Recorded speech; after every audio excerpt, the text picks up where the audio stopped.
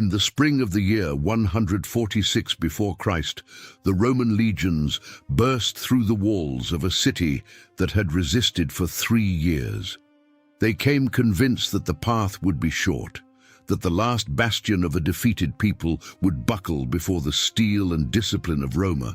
But what they found was not surrender, it was not silence, it was an entire city turned into a weapon, every street a trap, every building a fortress, every man, woman, every elder, every slave freed with the promise of liberty, willing to die before seeing what remained of their world fall.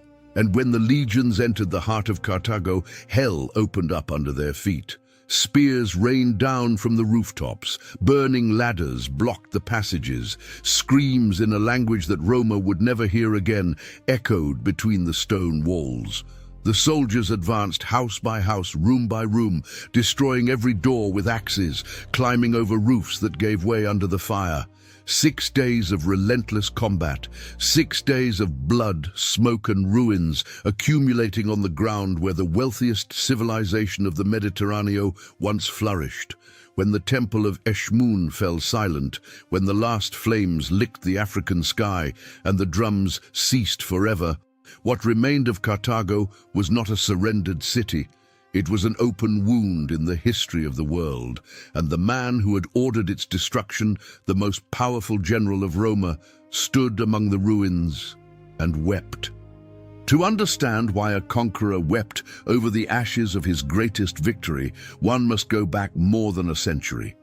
One must return to a time when Roma was not the master of the Mediterranean, but a terrified rival. To a time when the name of Carthago made Roman senators tremble, and the name of Hannibal was whispered like a curse in the homes of Italia. Carthago was not born as a warrior power. It was born as a city of merchants, founded by Phoenician colonists from Tyre on the coast of present-day Lebanon around the 9th century before Christ. It established itself on a strategic promontory in what is today Tunis in northern Africa. Its position was perfect, a natural port that dominated the trade routes of the Western Mediterranean. And in those centuries, he who controlled the sea controlled the wealth of the known world. For 4 centuries, Carthago built an empire that did not rest on armies of citizens, but on exceptional sailors, trade networks that extended from the coasts of Hispania to the shores of Libya, and a fleet that had no rival in the ancient world. It was a republic governed by an oligarchy of great merchant families, with 2 elected suffetes at the head, a senate of elders, and a tradition of political pragmatism that the Romans never quite understood. Carthago did not glorify war. Carthago glorified profit. But profit, when it reaches a certain magnitude, inevitably clashes with others who want the same. And Roma wanted the same.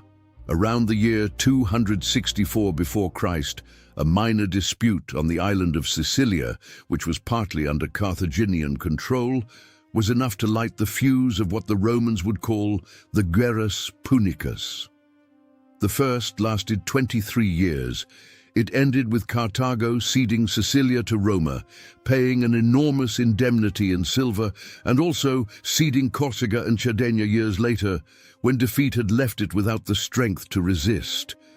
The humiliated sea monster had been wounded, but not destroyed. The Second War was different. It was the moment when Carthago produced the man who came closest to putting an end to Roma.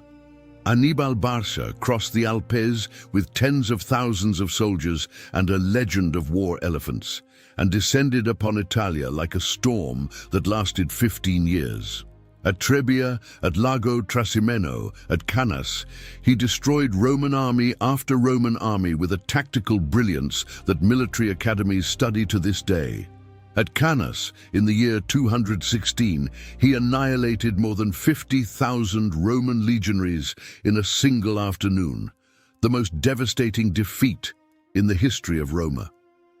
The Roman Senate whispered about the possibility of surrender. The allies of Italia began to abandon the Roman side.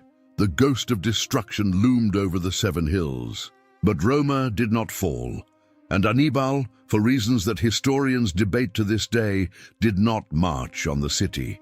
He stayed in Italia for 15 years, without Roma sending him reinforcements from Carthago, without the Carthaginian Senate supporting him as he had requested. And while he won battles in the south of the peninsula, a young Roman general named Publio Cornelio Escipion crossed the Mediterranean and destroyed Hannibal's power base in Hispania. Then he descended upon Africa, and in the year 202, on the plain of Zama, on Tunisian soil, the same Escipion definitively defeated Hannibal with his own tactics. It was Hannibal's first field defeat in his entire career, and it was his last. The peace conditions that Roma imposed on Carthago after the Second War were designed to leave the city alive, but without claws. Carthago lost all its possessions outside of Africa. It was forbidden from declaring war on anyone without Roma's permission. It had to pay 10,000 talents of silver over 50 years, and it had to hand over its war fleet. It was reduced to a humiliated satellite, dependent on Roman arbitration to resolve even its disputes with neighbors. One of those neighbors was Numidia, governed by King Massinissa, an ally of Roma, who over the next 50 years gradually appropriated Carthaginian territories. And every time Carthago protested to the Roman Senate, the Senate ruled in favor of Numidia. It was a precisely designed trap. Carthago could not fight. It could only trade, and trading it did exceptionally well. In a few decades, the city that had been crushed at Zama had recovered so remarkably that its riches were once again visible from afar. Its fields produced more than those of any other region in the Mediterranean. Its ports were moving again with the traffic of goods that had given it its greatness. When a Roman senatorial delegation visited Carthago around the year 152, one of its members was so impressed and so alarmed by what he saw that he could not sleep that night. His name was Marco Porcio Caton, and what he had seen in Carthago would obsess him until the day of his death. Caton el Viejo was a man of the old way, a Roman of the land without aristocratic origin who had climbed the hierarchy of the Republica through fierce eloquence, severe incorruptibility, and fanatical defense of traditional Roman values. He was a censor, soldier, orator, and agronomist. He had seen the war against Hannibal as a young man, had fought in it, and carried the memory of Canis engraved in his flesh. Carthago, to him, was not a submissive commercial partner. It was a wounded animal licking its wounds and waiting. And what he had seen on that visit confirmed it. Carthago was alive. Carthago was prosperous, and Carthago, sooner or later, would be dangerous again. Upon his return, Caton did something that initially seemed eccentric and soon became one of the most famous phrases in the history of Roma. Every time he took the floor in the Senate, regardless of the topic being debated, whether it was the price of wheat, the construction of an aqueduct, or foreign policy with Macedonia, he ended his speech with the same words. Furthermore, I am of the opinion that Carthago must be destroyed. Session after session, year after year. The other senators looked at him with resignation at first, with irritation later, and finally with the inevitable weight that the repetition of an idea has when history seems to prove it right.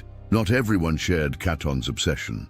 Publio Cornelio Escipion Nasica, the most influential senator of his time, ended his own speeches with the opposite phrase. Furthermore, I am of the opinion that Carthago must be saved. Not out of mercy for the Carthaginians, but because, he argued, Roma needed enemies. Without an external threat, internal cohesion would crumble. The people without fear would become undisciplined. Noble families without a common cause would fight among themselves. Carthago was the glue that held the Republica together. It was the necessary fear. It was a philosophical debate about the soul of Roma, but events soon rendered it irrelevant. In the year 150 before Christ, Numidia directly attacked a Carthaginian city called Oroscopa. By then, Carthago had finished paying all its war indemnities. Technically free of its debts, its government made a decision that in the logic of any sovereign state seemed reasonable to send an army to defend its own territory. The problem was that the Treaty of Zama forbade it. Carthago had gone to war without Roma's permission, and Roma had exactly the pretext it needed. What followed was, in the words of modern historians, not a war, but the execution of a political decision that Roma had made long before the combat began. In the year 149, a Roman army with more than 80,000 soldiers landed in northern Africa near the allied city of Utica. Carthaginian ambassadors arrived at the Roman camp ready to negotiate. Roma imposed conditions. Carthago accepted them. It handed over 300 children from the most noble families as hostages. Then it handed over its entire fleet. Then it handed over 200,000 sets of soldier equipment and 2,000 catapults and ballistae. All the iron, all the war timber, all the military power of a city that had dominated the Mediterranean for centuries was loaded onto Roman ships and taken away. And then Roma made its final demand. The city had to be evacuated. Its inhabitants had to move to a point in the interior of Africa, away from the sea, and Carthago itself had to be demolished. The logic was clear. A Carthago without a port was not Carthago. It was just African land with ruins. The ambassadors returned to the city with the news, and Carthago did the only thing it had left to do. It decided to fight. The decision was made in an assembly that historians describe as a moment of unprecedented collective transformation. Noble families wept with rage. Men of the people swore in the temples. Slaves were freed and given weapons. The entire city, disarmed, began to manufacture its own. Households melted down silver and gold jewelry to make new swords and spears. Women cut their hair to braid ropes for bows and catapults. Temples emptied their treasures. The Carthaginian statesmen who had advocated for surrender were executed. Asdrubal el Beotarca, who had been sentenced to death by the Carthaginian government itself to please Roma, was called back and placed at the head of the defense. Carthago chose to die on its feet. For 2 years the city resisted, not with the armies and fleets that had made Roma tremble in the past, but with what remained: stone walls, armed citizens, determination, and the geography of a port city designed to withstand sieges. The first Roman generals failed to take the city. Their siege was incomplete, their legions poorly disciplined, their frontal attacks repelled again and again. Carthago even secretly built an exit to the sea, digging a new canal when the Romans blocked the port and sent its newly built fleet into open waters in an act of defiance that surprised all of Roma. The sortie failed militarily, but the gesture remained engraved in the memory of all who witnessed it. Carthago, without weapons, without allies, without objective hope, was still Carthago. In the year 147, Roma replaced its ineffective generals with the man who had been destined for this mission from the beginning. Publio Cornelio Escipion Emiliano was 37 years old, an age insufficient to be consul according to the laws of the Republica, but the Senate made an exception. "Let the laws sleep for tonight," the Romans declared, and they elected him to the highest office of the Republica. He was the biological son of the great general Emilio Paulo, the victor of Macedonia, and had been adopted by the Cornelius Escipiones, the family of the legendary Africano who had defeated Hannibal. He carried 2 surnames that in Roma were equivalent to a burden of history, and he arrived in Africa with the sole objective of finishing what 2 generations of Romans had left unfinished. Escipion Emiliano was different from the generals who had preceded him. Where they had improvised, he calculated. where they had attacked head-on, he built. His first act was to restore discipline in a camp that had become indolent. Then he ordered the construction of a colossal mole that closed the only maritime access to the port of Carthago. It was an engineering work of extraordinary dimensions, built in front of the city's very walls, under fire from the defenders. When the mole was finished, Carthago was completely isolated from the outside world for the first time in its history. No supplies by sea, no possible reinforcements, no escape. Hunger began to devour the city from within.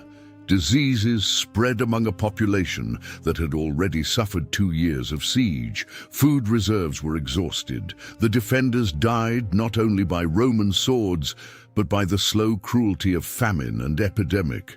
The winter of the year 147 was the darkest Carthago had known in centuries. And yet, the city did not surrender. Escipion also crushed the Carthaginian army operating outside in the city of Nepharis, destroying the last possibility of external relief. By the spring of the year 146, Carthago was a dead city standing. Its walls were still standing, its temples were still standing, its people were still standing. But it was now only a matter of time. The final assault began in that spring with an attack on the port. The Romans entered through a crack that a battering ram had opened in the walls of the civilian port. Asdrubal, the Carthaginian general, ordered the port itself to be set on fire before retreating to the military port.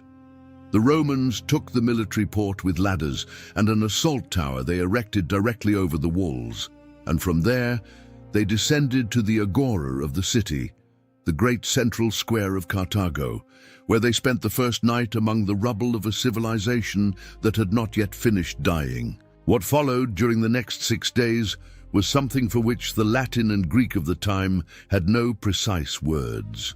It was not a battle. It was an inhabited demolition.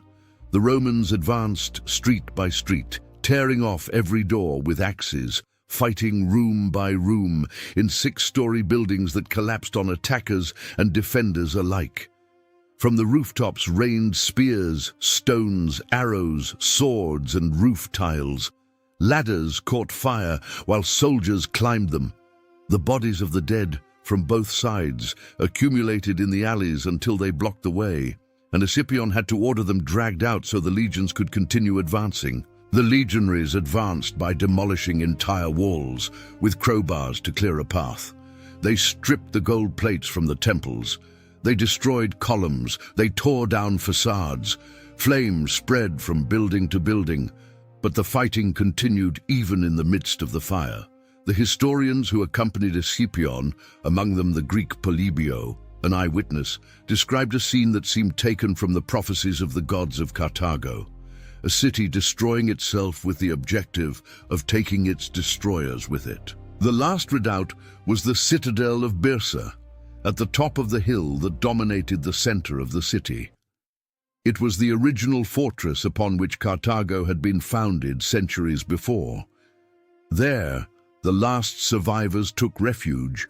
According to the most conservative estimates, about 50,000 people, the remainder of a city that before the siege numbered perhaps double that.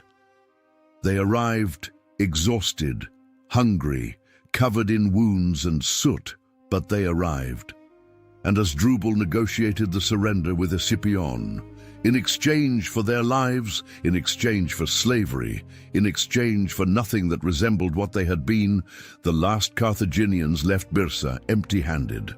But before the citadel fell into silence, something happened that ancient historians recorded with wonder and that modern ones have debated for centuries.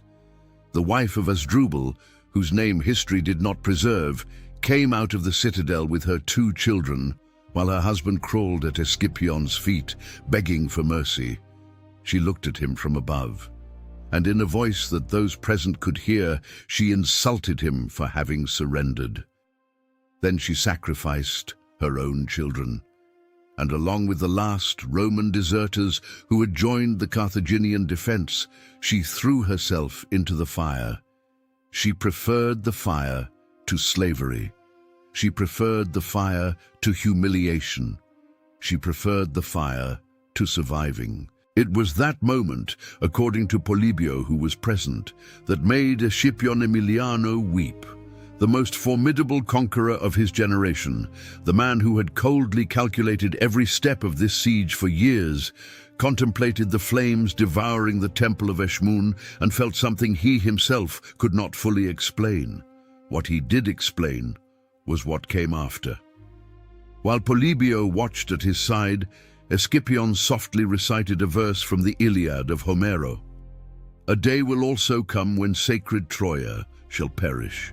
And when Polibio asked him what he meant, Scipion replied that he was thinking of his own homeland, that he looked at the ruins of Carthago and saw the fate of Roma, that no empire was eternal, that what crushed today would be crushed tomorrow.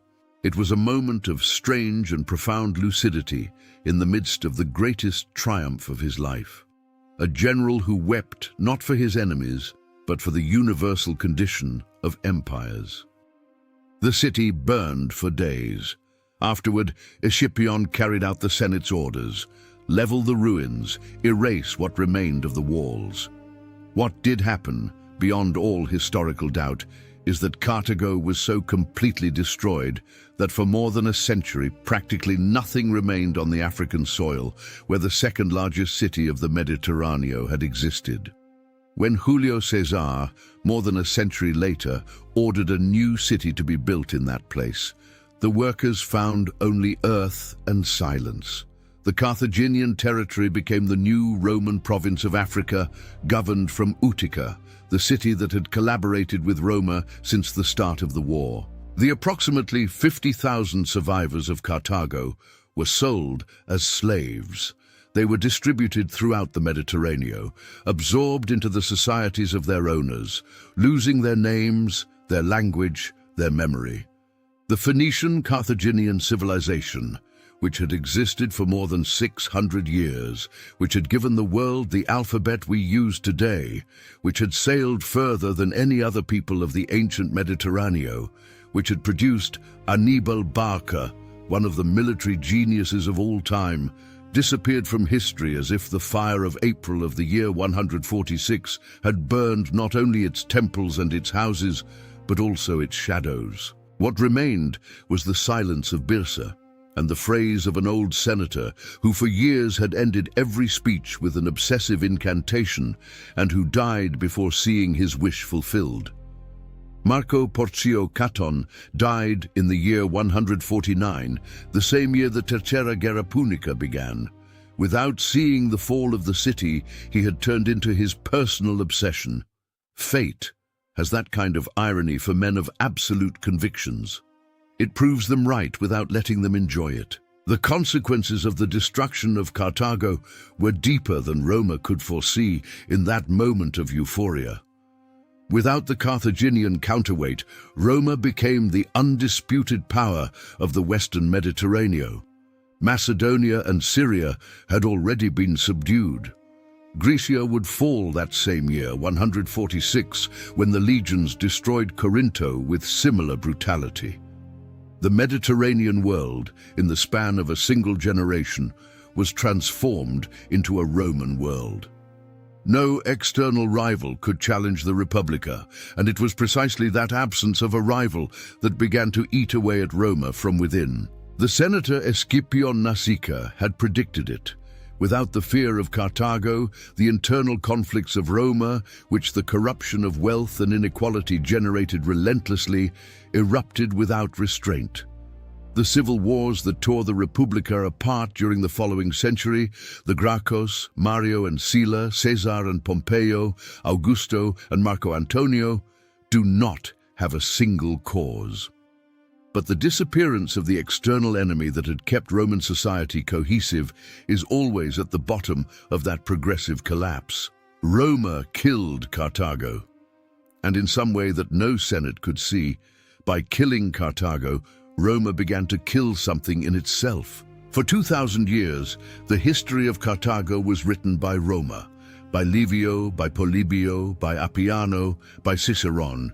who knew their enemies only through the prism of their own superiority. The Carthago those authors described was partly real and partly a projection of Roman fears.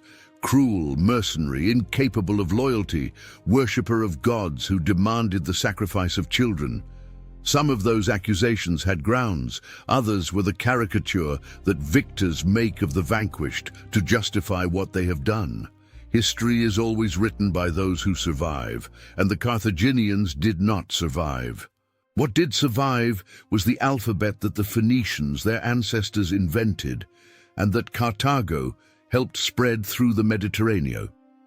The same writing system that the Greeks took from the Phoenicians, that the Romans took from the Greeks, that the peoples of Europa took from the Romans, and that today we use to read, to write, to preserve memory.